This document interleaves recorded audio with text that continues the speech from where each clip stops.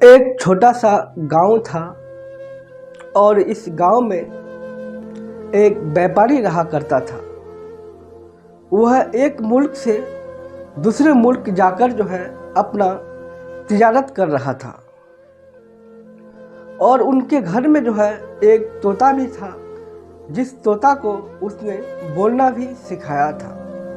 और उनके घर में जो है एक अमरूद का दरख्त था, जिस दरख्त में वो बैठकर खामोशी के साथ दिन गुजार रहा था। और उस व्यापारी के जो है बीवी थी, जो हाफिजे कुरान थी। उसके गांव में जितने भी औरत थी, सारे के सारे औरत जो है आकर उनसे कुरान सीखती थी और उनसे दीनी बात हासिल करती थी। वो व्यापार जो है कुछ दिन बाद अपने तिजारत के लिए दूसरे मुल्क चले जाते हैं और वो तोता जो है उसी के घर में रहते हैं। एक दिन जो है उसी रास्ते से लोग फजर की नमाज पढ़कर गुजर रहा था और ये तोता जो है अमरूद के पेड़ में बैठकर बोल रहा था कि साहिल भाभी की बीवी जो है हाफिज कुरान, वो बदचलन है और जानिया औरत है। लोग जब उसकी बात को सुनते हैं और सुनने के बाद तोता की तरफ देखने लगते हैं। उस दिन तो गुजर जाता है और लोग चले जाते हैं और दूसरे दिन भी लोग नमाज पढ़कर फिर से उसी रास्ते से गुजर रहा था। फिर से वही तोता जो है फिर से वही बात बोल रहा था, साहिल भाई की बीवी जो है हाफिज कुरान है और जानिया औरत है और बदचलन है, अपने यार के साथ सोए रहता है। ये बात सुनकर जो है कुछ लोग उसके आंगन में आते हैं और तोता की तरफ देखने लगता है। जब तोता की तरफ देखने लगता है तो पीछे से और भी लोग आ रहे थे और ये लोग उस आदमी से कहता है कि भाई, तुम साहिल के घर क्यों आए हो? साहिल की बीवी अकेली है, उनके आंगन में आने के आपको इजाज़त किसने दिया? साहिल भाई जो है बहुत नेकोकार आदमी है, बहुत ही ईमानदार आदमी है, उनके घर में तुम क्यों आए हो? ये आदमी उनसे कहता है कि भाई, मैं कुछ गलत मकसद से उनके आंगन में नहीं आया हूँ। ये तोता जो है बोल रहा है कि साहिल भाभी की बीवी जो है हाफिज कुरान है और ये बदचलन है और जानिया औरत है। वो लोग भी आए और तोता की बात को सुनकर जो है वो लोग भी सोचने लगे कि परिंदा है, जो दिखता है वही बोलता है। यानी कि उनके भी माथे में यही बात आ जाता है कि शायद उनकी बीवी हाफिज कुरान है, लेकिन हो सकता है कि किसी के साथ जो है वो जाना भी करता होगा। कुछ दिन के बाद जो है जितने भी औरत जो है इस औरत के पास तिलावत के लिए आती थी और हदीस की बातें सुनने आती थी, ये लोग जो है आना बंद कर देते हैं। ये औरत हाफिज कुरान थी, वो जो है मन ही मन में सोचती है कि आखिर जो लोग मेरे पास आ रहे थे वो लोग क्यों नहीं आ रहे हैं। वो मन ही मन में कुछ दिन सोच रही थी, लेकिन उसको कोई भी खबर नहीं था कि उनका तोता जो है लोगों को क्या बताया है। ये औरत जो है बहुत ही ईमानदार थी और नेक भी थी, क्योंकि हाफिज कुरान थी। कबूतर की बात सुनकर जो है सारे के सारे लोग इस औरत से खफा होने लगे और जितने लोग भी आ रहे थे उनको भी रोक दिया जाता है।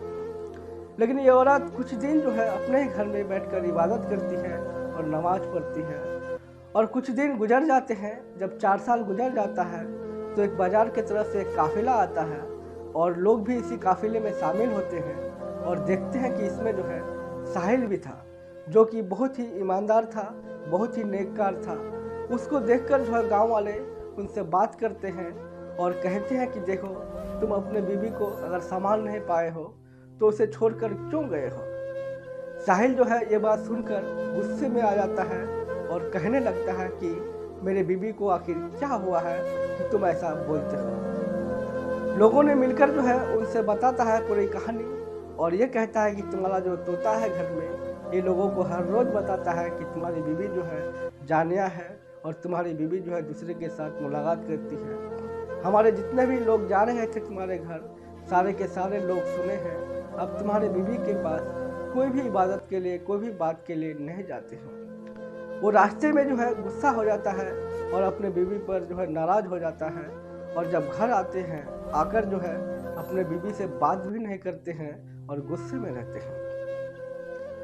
कुछ दिन बाद जो है इसी गांव में एक मस्जिद था और इस मस्जिद में एक इमाम साहब था। बहुत ही लोग उसको मान रहा था। ये इमाम साहब जो कहता था लोगों को वही बात आदमी मान रहा था। वो साहिल और उनकी बीवी जो है वो साहिल जो है अपने गांव वालों को लेकर जो है उस इमाम साहब के पास जाते हैं और तोता को भी लेके जाते हैं। उनके गांव वाले जो है साहिल की बीवी के बारे में जो है पूरी कहानी बताने लगते हैं और कहते हैं कि देखिए उनके घर में जो है तोता है और ये तोता जो है हम सभी को उनके बारे में जो है गलत पैगाम दे रहे हैं। ये मौलाना ये बात सुनने के बाद जो है गुस्से में आ जाता है और कहने लगते हैं कि तुम लोग जो है दूसरे के ऊपर इल्ज़ाम देने में आगे रहते हो।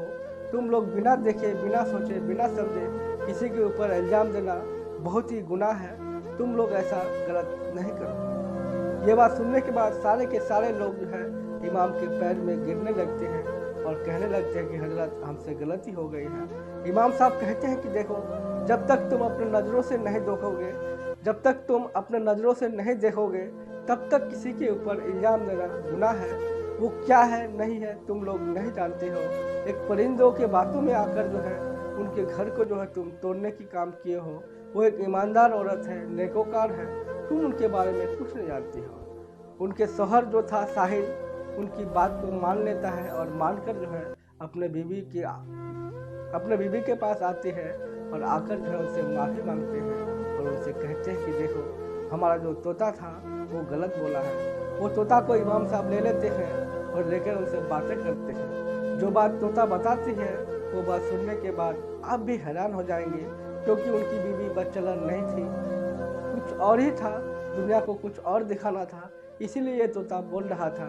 ये कहानी अगर मैं अभी आपको बताऊं तो कहानी बहुत ही लंबी हो जाएगी। अगले वीडियो में आपको बताने की ज़रूर कोशिश करूँगा। अगर वीडियो को अभी तक लाइक नहीं किए हैं वीडियो को ज़रूर लाइक कर दीजिए और चैनल को भी सब्सक्राइब करें।